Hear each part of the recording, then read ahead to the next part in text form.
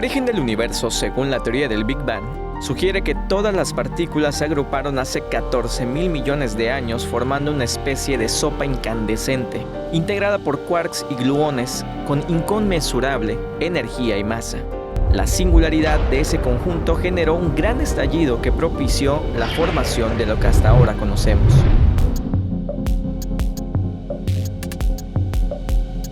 El físico nuclear yucateco Lizardo Valencia Palomo, junto con un gran equipo de expertos, intenta recrear a una subatómica escala qué sucedió en una millonésima de segundo después del Big Bang. Para lograrlo, usan el Gran Colisionador de Hadrones de 27 kilómetros de diámetro de la Organización Europea para la Investigación Nuclear que se ubica en Ginebra, Suiza. Me dedico a estos experimentos en los que hacemos colisionar, chocar a altas velocidades, prácticamente a las velocidades de la luz, prácticamente, estos núcleos atómicos para poder recrear las condiciones iniciales de nuestro universo. Con el paso de los años, muchos científicos fueron descubriendo los elementos necesarios para lograr esos experimentos y así conocer las propiedades de aquel conjunto de partículas que estaban a más de 1.5 billones de grados centígrados. Tal y como los peritos reconstruyen los hechos de un accidente de tránsito analizando los elementos esparcidos en la vialidad, Lizardo y otros físicos hacen algo similar con las partículas subatómicas.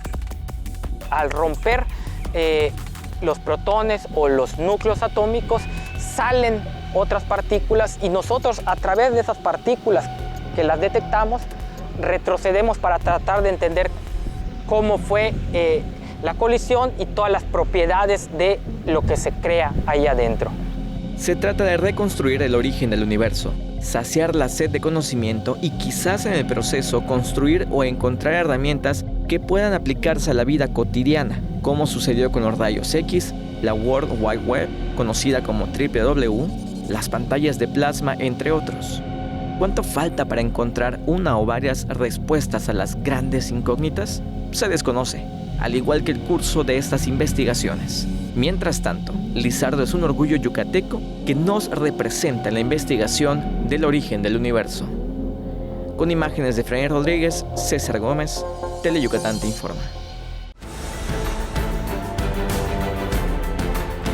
Teleyucatán te informa, lunes a viernes, 8 de la noche. Síguenos.